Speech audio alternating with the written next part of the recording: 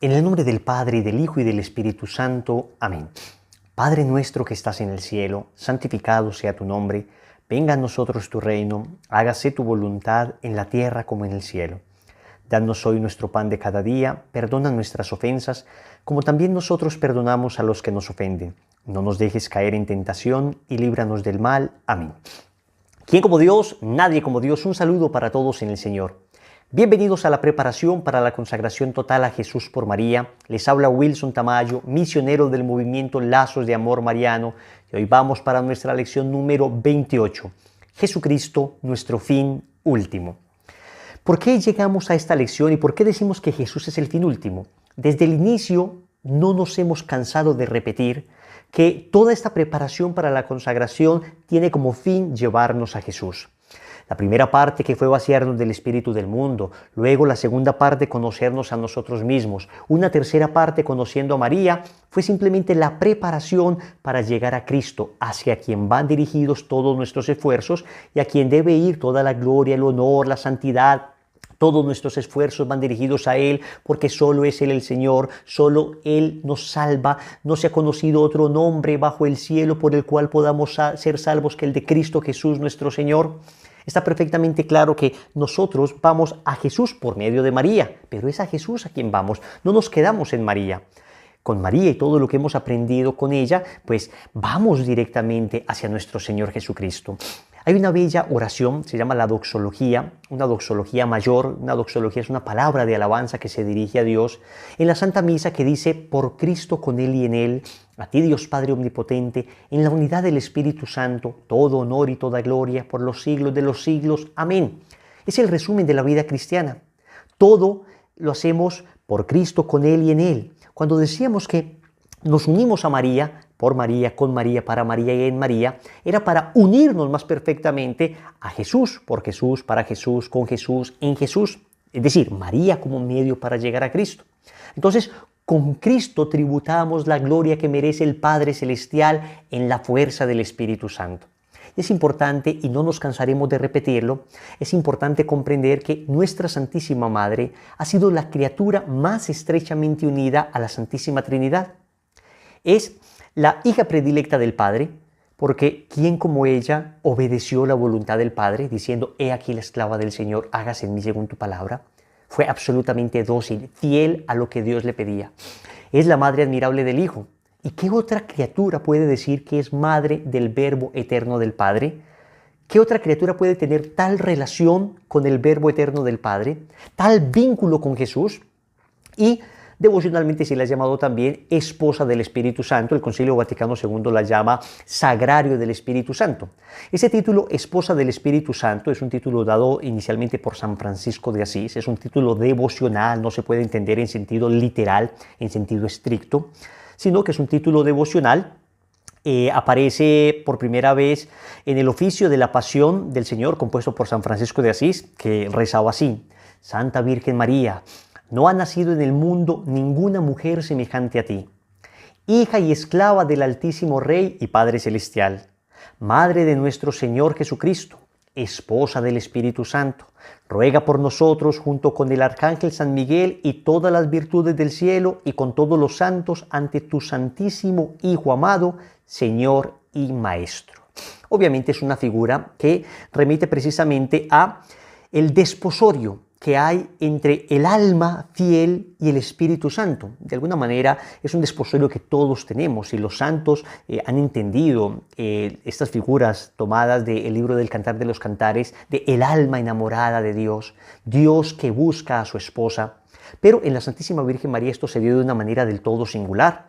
Si ese desposorio que ocurre entre el alma y Dios produce a Jesús en nuestra vida, ese desposorio entre el alma y el Espíritu Santo produce a Jesús en nuestra vida, pues es que literalmente el desposorio entre la Santísima Virgen María y el Espíritu Santo pues produjo a Jesús en la humanidad, es decir, trajo a Jesús a la humanidad. El Espíritu Santo cubrió con su sombra a la Santísima Virgen María y esto nos trajo al Mesías. Por eso se le tiene este título a la Santísima Virgen María, y Montfort lo utiliza tanto, y en tantos rosarios se dice que la Virgen María es esposa del Espíritu Santo, pero repito, hay que entenderlo de una manera adecuada, es una manera figurada, es una manera metafórica, es una manera simbólica.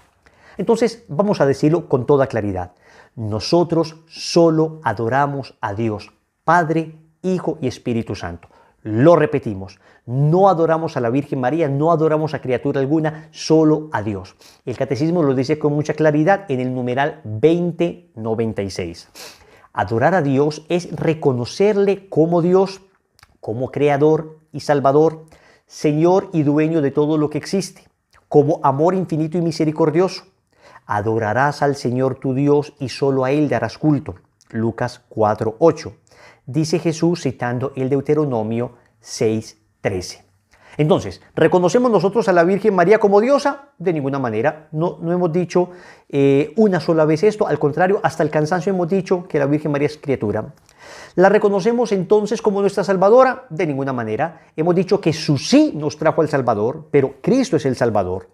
¿La reconocemos a ella como la dueña de todo lo que existe? De ninguna manera. Hemos dicho que ella se humilló y que el Señor la hizo reina de la creación. Es decir, no que ella es dueña de la creación, sino que el Señor, rey y dueño de la creación, la ha constituido a ella como reina de la creación. Entonces, nosotros tenemos perfectamente claro quién es Dios, a quién se debe adorar, y quién es María, a quién se debe venerar. Eso vamos a verlo más adelante.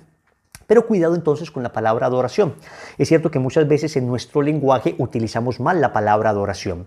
Y entonces, claro, muchas veces decimos adoro a la Virgen, pero no queriendo decir que la Virgen María sea una diosa a quien tributamos un culto de latría, que se llama teológicamente ese culto de adoración, sino como para decir es que la queremos mucho.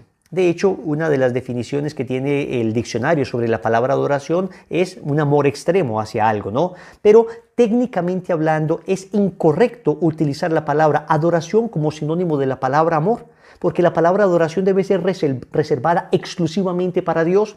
Todo lo demás podemos decir que nos gusta mucho, podemos decir que nos encanta, pero no es correcto decir adoro a mis hijos, adoro la playa, adoro a mi familia. No. Adoro a la Virgen, no. Lo quiero mucho, la amo, la respeto, la venero, pero nunca la adoro. Para entender eso entonces, distingamos 4 tipos de culto que en la iglesia se tributa. 4 tipos de rendir culto, o sea, 4 tipos como de servicio que se conoce en la iglesia. El primero se conoce con el nombre de latría. ¿A qué le suena esto? Idolatría, ¿eh? ¿Y qué es idolatría? Está compuesto por 2 palabras. Idolatría es ídolos y latría es adoración a los ídolos. Entonces, la latría sola significa adoración. En psicología se habla, por ejemplo, de egolatría. El ego es el yo y el ególatra es el que se adora a sí mismo. Todo eso es simplemente idolatrías, ¿no? Y se puede adorar otros dioses, se puede adorar las cosas, se puede adorar la propia voluntad. Todo eso son idolatrías ajenas a la fe cristiana. Nosotros la latría la rendimos única y exclusivamente a Dios. Ya lo leímos. Adorarás al Señor tu Dios y solo a Él darás culto. Lo dice el Señor en Lucas 4:8, precisamente recordando el pasaje de Deuteronomio 6:13. Entonces, ¿a quién adoramos? Al Padre, al Hijo y al Espíritu Santo. Bien, pero existe otro tipo de culto llamado hiperdulía. Dulos en griego significa siervo. Entonces la dulía es como el servicio. Una hiperdulía sería la palabra hiper, saben ustedes que se utiliza cuando se quiere decir que algo es enorme, lo más grande. Entonces la hiperdulía sería básicamente la veneración más grande que se puede tributar en la iglesia. Adoración solo a Dios, pero veneración, la veneración es un culto de respeto, de admiración, de imitación, que se puede tener incluso a personas en la tierra que se llaman venerables, es decir, personas muy buenas, muy doctas, y humanamente se utiliza incluso mucho esta expresión, es un venerable anciano, como para decir, es una persona digna de respeto. Entonces la veneración no es igual a la adoración, porque no se tributa a alguien que se le considera Dios, sino a alguien que se le respeta profundamente. Entonces, el mayor culto de veneración que se tributa en la iglesia es el culto a la Santísima Virgen María. Entonces la hiperdulía, que significa máxima veneración, se tributa a la Virgen María. ¿Y por qué se tributa a la Virgen María? Pues señores, porque ella misma dijo que así sería. Ella lanzó una profecía en Lucas 1:48 al decir, por eso desde ahora todas las generaciones me llamarán bienaventurada. ella profetizó que todas las generaciones la llamarían bienaventurada, porque ella era súper, digamos, ella misma se consideraba como súper, no. Desde ahora todas las generaciones me llamarán bienaventurada, porque el poderoso ha hecho obras grandes en mí, no por mí misma, sino por lo que Dios ha hecho en mí. Entonces, esto queda muy claro. El libro de los Proverbios, en el capítulo 30, versículo 31, dice: la mujer que teme al Señor merece ser alabada. ¿Y quién más que la Santísima Virgen María tuvo un temor reverencial? Acá se refiere a ese temor reverencial, a ese considerar a Dios Dios, a ese considerar a Dios lo supremo. ¿Quién más que la Santísima Virgen María tuvo ese respeto por Dios? Y si cualquier mujer que teme al Señor merece ser alabada, pues con más razón la Santísima Virgen María merece ser alabada, no adorada. Alabar distinto a adorar. Se puede alabar, es reconocer las cualidades de alguien, ¿no? Uno puede alabar las virtudes de una persona, y de la Santísima Virgen María, por supuesto, pero adorar solo a Dios. Entonces, primer culto, latría. Segundo culto, hiperdulía. Tercer culto, protodulía. Protos en griego significa primero. Entonces, primera veneración. Después de la Santísima Virgen María, ¿a quién se le da la primera veneración? A San José. La Iglesia tiene un culto propio a San José. Ya hemos hablado del querido José y de cuánta devoción debemos tenerle. Miren lo que dice el Evangelio de Mateo, capítulo 1, versículo 19. Dice que su marido, el marido de la Virgen José, era un hombre justo. Y la palabra justo en la Biblia significa santo. Justo es el que cumplía a cabalidad la voluntad de Dios. Justo en la Biblia es igual a santo. La Biblia misma reconoce a San José como un hombre santo. Por eso se le debe tener un especial cariño y nosotros lo consideramos además como el patrono de la Iglesia, el patrono de nuestras necesidades. Hay una práctica muy linda, es la novena a San José, pero hay otra bellísima que se llama los 7 domingos a San José. Les cuento como experiencia que mi esposa y yo, cuando empezamos nuestro proceso de discernimiento para saber si nos hacíamos novios o no, porque queríamos hacer todo conforme a la voluntad de Dios, hicimos los 7 domingos a San José. Durante 7 domingos, la pueden encontrar en internet, es una devoción bellísima. Uno hace unas oraciones a San José pidiendo el discernimiento para saber si esta es o no la mujer de mi vida, digamos. Inicialmente para empezar un noviazgo. Después, cuando decidimos casarnos, volvimos a hacer los 7 domingos de San José, encomendando nuestra relación al querido San José y diciéndole: si esto no es lo que Dios quiere, querido San José, por favor, intercede para que esto se dañe. Pero si esto es lo que Dios quiere, querido San José, cuida nuestra relación. Y bueno, sí que la ha cuidado San José. Siempre ha estado San José en el corazón de nuestra familia. Entonces vamos a ver, latría, adoración a Dios. Hiperdulía, veneración, máxima veneración a la Virgen. Protodulía, primera veneración a San José. La primera, después de la Virgen María, al primero que se tributa veneración es a San José. Y finalmente existe la dulía, solo, sin hiperdulía y sin protodulía, la dulía, que es propio el culto de los santos. Es una veneración a los santos. ¿Y por qué podemos venerar a los santos y a los ángeles? Miren lo que dice el libro del Apocalipsis, capítulo 8, versículos del 3 al 5. Estamos en el cielo, en la liturgia celeste, y dice: otro ángel vino y se paró delante del altar de los perfumes con un incensario de oro. Está el Apocalipsis hablando haciendo un símil entre lo que ocurría en el lugar llamado Santo de los Santos, en el templo de Jerusalén, donde estaba la presencia de Dios, y entonces dice, este símil es más o menos lo que ocurre en el cielo. Entonces se para ante el altar de los perfumes y del incensario de oro. Se le dieron muchos perfumes, las oraciones de todos los santos que iba a ofrecer en el altar de oro colocado delante del trono. Es decir, las oraciones de los santos, las que ellos elevan por nosotros, están ante el trono de Dios actuando. Por eso podemos rogar a los santos, porque hacen parte de nuestra familia. Se llama el misterio de la comunión de los santos. Hace parte de la familia en que nosotros vivimos, la familia espiritual. Ellos interceden por nosotros, ellos pueden pedir a Dios por nosotros. Y dice, y la nube de perfumes con las oraciones de los santos se elevó de las manos del ángel hasta la presencia de Dios. Después el ángel tomó su incensario, lo llenó con brasas del altar y las arrojó sobre la tierra. Hubo tremendos truenos, relámpagos y terremotos. Lo que nos está diciendo acá el libro del Apocalipsis no es lo que sucederá ya al fin del mundo. No. Todavía hay gente en la tierra. El libro del Apocalipsis nos está diciendo que mientras hay personas en la tierra, las oraciones de los santos tienen efecto sobre la tierra. Por eso debemos ser devotos de los santos. Cada cual tiene su santo de devoción. Yo te recomiendo que te vas enamorando de algún santo. Yo quiero mucho, por ejemplo, a Don Bosco. Amo a Don Bosco bastante. Don Bosco ha sido muy especial para mí.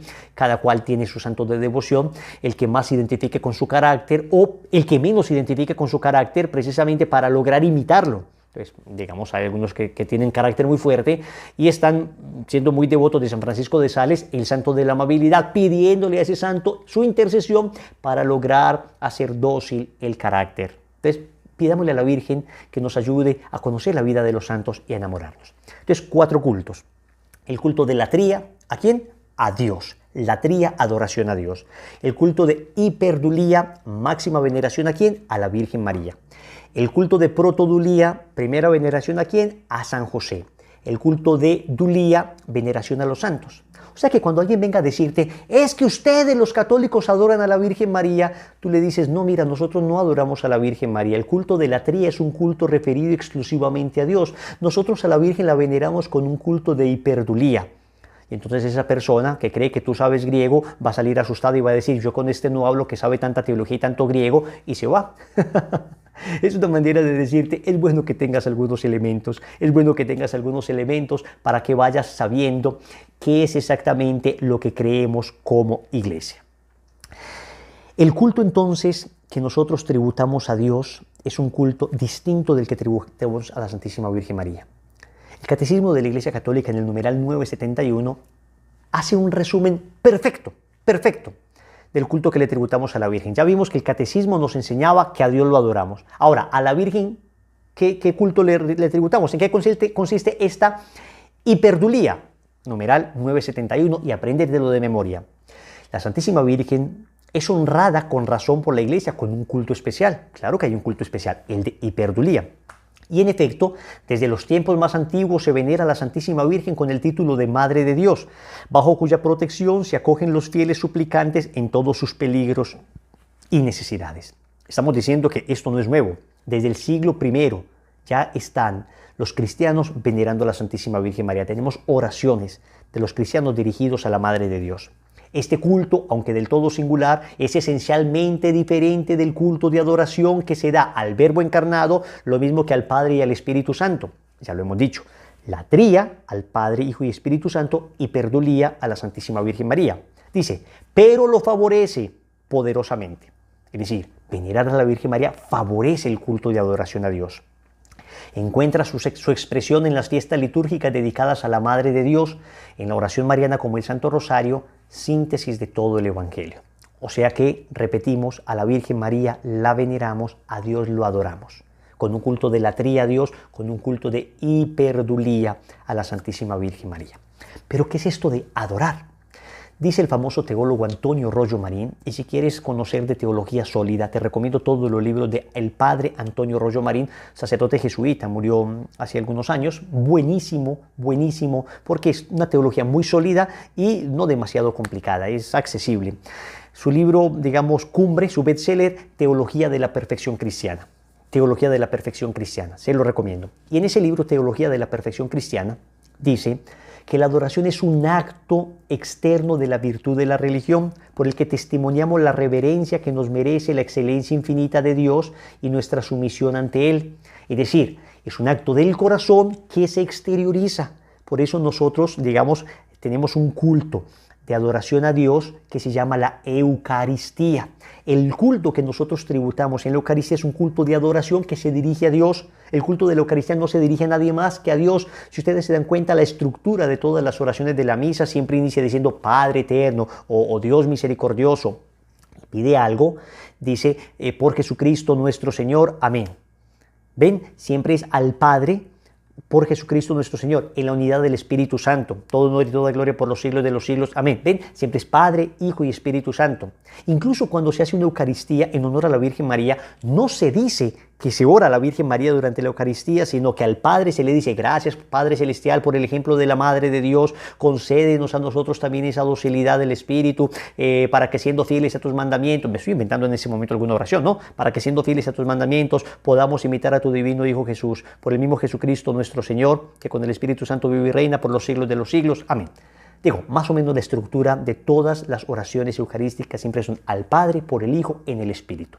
Bien, esto quede claro. El culto eucarístico, que es el máximo culto de adoración que damos a Dios, se da al Padre, al Hijo y al Espíritu Santo. ¿Qué dice la Real Academia Española sobre la palabra adoración? Dice: reverenciar o rendir culto a un ser que se considera divino. Entonces, por su propia definición, la adoración es el culto que se da a quien se considera divino. ¿Por qué no adoramos a la Virgen María? Porque no la consideramos un ser divino, la consideramos una criatura humana. El culto que se da a Dios, adoración. El culto que se da a una criatura, acá, veneración. Veneración. ¿Cómo se expresa entonces esta adoración que tributamos a Cristo, al Padre, al Hijo y al Espíritu Santo? Pues se expresa en primer lugar anunciando a Cristo. Nosotros anunciamos a Cristo. Todo lo demás que anunciamos es en relación a Cristo. Y nada tiene sentido si no es en relación a Cristo. Dice el Catecismo en el numeral 427. Es claro entonces que el centro del anuncio cristiano es Jesucristo nuestro Señor. Se enseña es a Cristo, el Verbo encarnado e Hijo de Dios, y todo lo demás en referencia a Él. Esto es, hablamos de los santos porque imitaron a Cristo. Hablamos de la Virgen María porque es la Madre de Cristo. Hablamos de la Eucaristía porque es el cuerpo de Cristo. Hablamos de la Iglesia porque es la esposa de Cristo. Hablamos de el Padre, Hijo y Espíritu Santo, la Trinidad Santísima. Todo es por Dios, por la Trinidad. Dice un documento bien lindo del Papa Pablo VI que todos los evangelizadores deberían leer y conocer. Se llama la Evangelii Nunciandi, el anuncio del Evangelio. Es bellísimo porque da unos criterios importantísimos al momento de evangelizar. En el numeral 27 dice: la evangelización debe contener siempre como base, centro y a la vez culmen de su dinamismo una clara proclamación de que en Jesucristo, Hijo de Dios hecho hombre, muerto y resucitado, se ofrece la salvación a todos los hombres como don de la gracia y de la misericordia de Dios. Es decir, toda evangelización debe llevar a la persona a entender que la vida, pasión, muerte y resurrección de nuestro Señor nos trajo la redención, nos trajo la salvación, y por Él es que somos salvos. Entonces todo lo demás lo hemos hecho ¿para qué? Para poner como una base sobre la cual pudiéramos anunciar este mensaje: Jesucristo es tu Señor y tu Salvador, nadie más. Jesucristo es tu Señor y tu Salvador. Esto te lo enseña la Virgen María. Con ella nos postramos ante Él a adorar a Jesucristo como Señor y Salvador. Dice el Catecismo nuevamente, numeral 426. Así pues, en el centro de la catequesis encontramos esencialmente una persona, la de Jesús de Nazaret, unigénito del Padre, que ha sufrido y ha muerto por nosotros y que ahora, resucitado, vive para siempre con nosotros. El fin de la catequesis es conducir a la comunión con Jesucristo. Solo Él puede conducirnos al amor del Padre en el Espíritu y hacernos partícipes de la vida de la Santísima Trinidad. Es a Cristo. Pero entonces, a Cristo con todo lo que Él tiene. A Cristo con todo lo que Él nos dio. Les quiero contar, en una ocasión me invitan a dar un debate en un canal de televisión, un debate pues sobre la Santísima Virgen María. Me decía que iba a ir alguien a decir que el culto a la Virgen María debería pues ignorarse, que lo único importante es el culto a Jesucristo. Entonces yo, como católico, iba a hablar, pues a demostrar, la necesidad del culto mariano, ¿no? Entonces yo iba pues muy preparado, en fin, pero resulta que se confundieron y en el canal de televisión llamaron a un sacerdote y a mí, es decir, dos que defendiéramos a la Santísima Virgen María. Entonces, cuando llegamos allá, ¿quién es el que va a decir que el culto a María no es necesario? No, ninguno, los dos venimos a defender el culto a la Virgen. Bueno, pues entonces el caso es que ese programa no la pasamos hablando bellezas de la Virgen, pero abrieron las llamadas. Entonces, una persona nos llamó y después de haber hablado nosotros mucho sobre la Virgen María, empezó a decir: ustedes, ¿por qué hablan tanto de la Virgen? No hablen tanto de la Virgen, no quiero escuchar nada de Virgen, Virgen, hablen de Jesús, Jesús, Jesús, nada de Virgen, Virgen, Virgen, solo Jesús, Jesús, Jesús. Bueno, después de que nos casi insultó, el padre como que me dijo, bueno, a ver, habla tú. Yo conté hasta 10 para mantenerme calmado, no funcionó. Entonces le dije a la persona, muy bien, vamos a hablar de Jesús. Pero, ¿de qué Jesús quiere que hablemos? ¿De un Jesús mutilado? ¿De un Jesús amputado? ¿De una parte de Jesús o de Jesús completo? ¿Quieres que hablemos de Jesús como nos lo presenta la palabra de Dios, completo con todo lo que Él nos viene a dar, o solo del Jesús que nos provoca? O sea, ¿quieres que hablemos de un Jesús sin su cuerpo místico, su iglesia? El mismo San Pablo reconoce que la iglesia es el cuerpo místico de Cristo, es la esposa de Cristo. Sin la esposa de Cristo, Efesios capítulo 5, versículo 25, hablamos de un Jesús sin Eucaristía, cuando el mismo Señor, Evangelio de San Juan, capítulo 6, versículo 55, dijo, mi carne es verdadera comida y mi sangre verdadera bebida. Entonces, un Jesús sin iglesia, un Jesús sin Eucaristía, un Jesús sin sacramento de la reconciliación. Cuando el mismo Juan, capítulo 20, versículo 23, dice el Señor en San Juan 20, 23, a quienes ustedes les perdonen los pecados les quedan perdonados. Hablamos entonces de un Jesús también sin sacramentos. Hablamos de un Jesús sin la Virgen María. Y dime un Jesús sin la Virgen María, ¿cómo funciona? ¿Quién lo trajo al mundo? Es decir, ¿quién dio su sí para que viniera al mundo? De los 33 años que vivió Cristo, 30 años los pasó día y noche con su madre, 30 años. Y después, 3 años de su ministerio público, también estuvo su madre allí. Estamos hablando que más del 90% del tiempo Jesús lo pasó con su Madre Santísima. Vamos a hablar de un Jesús solamente del 10% de Jesús, y eso que en ese 10% también estuvo la Virgen María. Un Jesús sin recibir su regalo, le dije, el regalo que nos dio de su Madre Santísima en la cruz, Juan capítulo 19, versículos del 25 al 27. Entonces, un Jesús al que no le aceptamos su regalo, al que no le aceptamos su madre, ¿de qué Jesús quieres que hablemos? Un Jesús sin iglesia, sin María, un Jesús sin Papa, un Jesús sin Eucaristía, un Jesús sin nada. ¿Qué queda de Jesús entonces? ¿Qué queda de Jesús? ¿Cómo vamos a decir? Vamos a hablar de Jesús, pero quitemos todo lo que Jesús nos ha dado, quitemos todo lo que no nos gusta de Jesús. No, hablemos de Jesús completo, tal como nos lo presenta la palabra. Y no estoy bravo, les dije. Y no estoy bravo. Un poco apasionado, pero no estoy bravo. Obviamente, la llamada, nadie respondió en la llamada. Pero, bueno, les cuento esta anécdota para decirles, es que cuando hablamos de Jesús, hablamos de un Jesús completo. Un Jesús completo. A Jesús con su madre. A Jesús con su Eucaristía, a Jesús con su iglesia, con su esposa que es la iglesia, a Jesús con todo, con todo. Y por eso es a Él y todo lo relacionado a Él. Y todo lo relacionado a Él. Entonces, que quede perfectamente claro, todo es a Cristo. Y todo lo que nos lleve a Cristo, bienvenido. Todo lo que nos aleje de Cristo, entonces lo rechazamos nosotros también. Montfort dice en el Tratado de la Verdadera Devoción, numeral 62, que esta consagración es un medio privilegiado para hallar a Jesucristo perfectamente, para amarle tiernamente y servirle fielmente. Por eso nos consagramos a Jesús por medio de María, por Cristo. Luego dice en el tratado, en el numeral 225, porque no pensaréis jamás en María, sin que María por vosotros piense en Dios. No alabaréis ni honraréis jamás a María, sin que María alabe y honre a Dios. María es relativa a Dios, y me atrevo a llamarla la relación de Dios, pues solo existe con respecto a Él, o el eco de Dios, ya que no dice ni repite otra cosa más que Dios. Si dices María, ella dice Dios. Santa Isabel alabó a María y la llamó bienaventurada por haber creído, y María, el eco fiel de Dios, exclamó, mi alma glorifica al Señor. Lo que en esta ocasión hizo María lo hace todos los días. Cuando la alabamos, la amamos, la honramos o nos damos a ella, alabamos, amamos a Dios, honramos a Dios y nos damos a Dios por María y en María. Entonces, que quede perfectamente claro y lo volvemos a decir. Todo es para Dios. Todo es para Dios. Por medio de María, pero para Dios. Dice después Montfort en el numeral 61 y 62. Cristo es el fin último de toda devoción. Él es el Salvador del mundo, verdadero Dios y verdadero hombre. De lo contrario, tendríamos una devoción falsa y engañosa. Si tú dices, no, es que yo adoro a María, es que yo me quedo en María, es que no me interesa Jesús. Una devoción falsa y engañosa. No se ha dado a los hombres sobre la tierra otro nombre por el cual podamos ser salvos, sino el de Jesús. Esto lo dice Hechos capítulo 4, versículo 12. Quien no esté unido a Cristo como el sarmiento a la vid caerá, se secará y será arrojado al fuego. Esto lo dice Montfort en el tratado. Por tanto, si establecemos la sólida devoción a la Santísima Virgen, es solo para establecer más perfectamente la devoción a Jesucristo y ofrecer un medio fácil y seguro para encontrar al Señor. Y escuchen esto tan tremendo.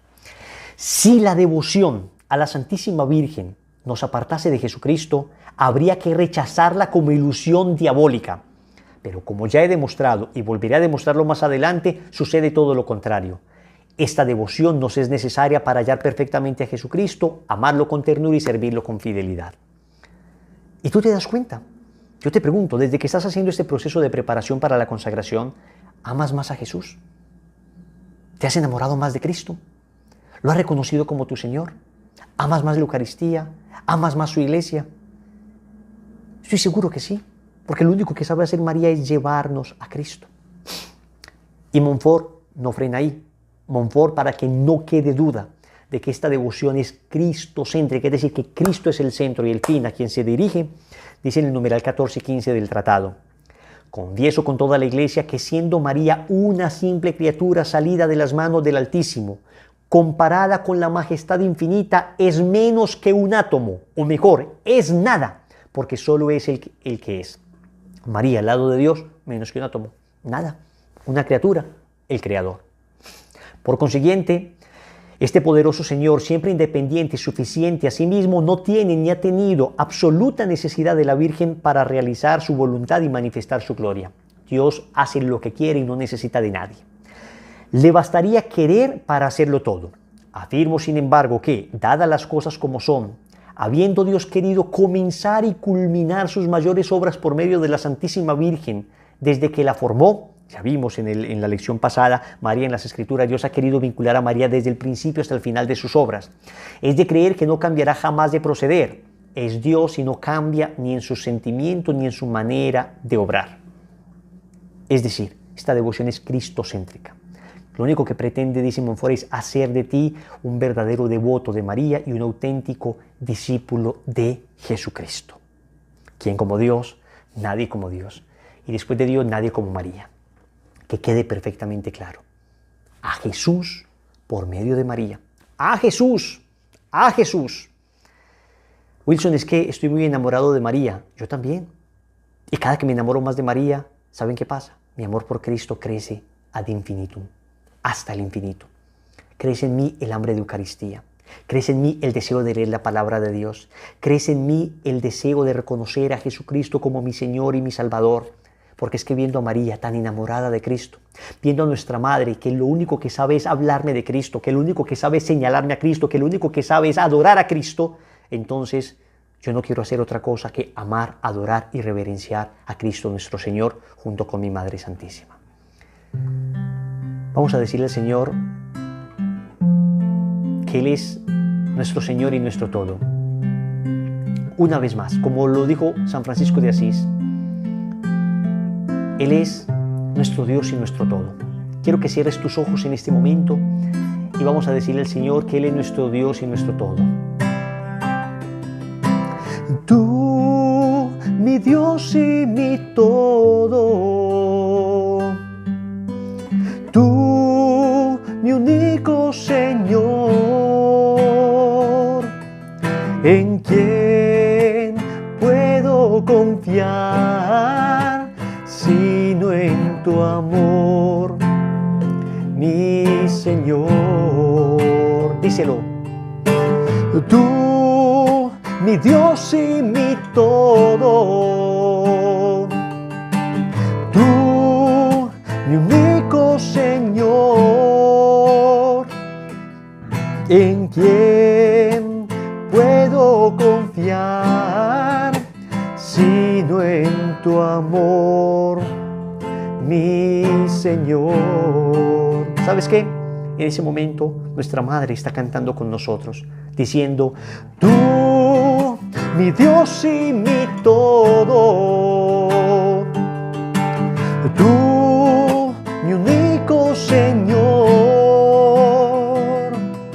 en quien puedo confiar, sino en tu amor, Señor. Una vez más, díselo. Tú, mi Dios y mi todo. Tú, mi único Señor. ¿En quién puedo confiar sino en tu amor, mi Señor? Gloria al Padre, y al Hijo, y al Espíritu Santo, como era en el principio, ahora y siempre, por los siglos de los siglos. Amén. Práctica. Vamos a tomar un Cristo y vamos a hacer un momento de oración con ese Cristo. Pueden ser 2, 3, 5 minutos. Pero vamos a hacer lo siguiente. Arrodillados ante ese Cristo, pequeño, grande, de rodillas, vamos a decirle a la Santísima Virgen María: Madre, ven, acompáñame a arrodillarme hacia Jesús. Acompáñame a arrodillarme ante Él. Arrodillémonos juntos ante nuestro Dios. Y acompáñame, Madre, a reconocerlo como mi único Señor, como mi Dios y mi todo, como mi Salvador. Y le vas a decir ahí, de manera espontánea: Señor, yo te amo, porque tú eres mi Dios, mi Salvador, porque por tu sangre preciosa me has redimido, me has limpiado, porque por esa sangre tengo hoy acceso al cielo. Y te quedas en un momento de alabanza y de adoración junto con la Santísima Virgen María. Vas a alabar y adorar a tu Dios, Padre, Hijo y Espíritu Santo. Que la gracia de Dios sea contigo. Bendiciones.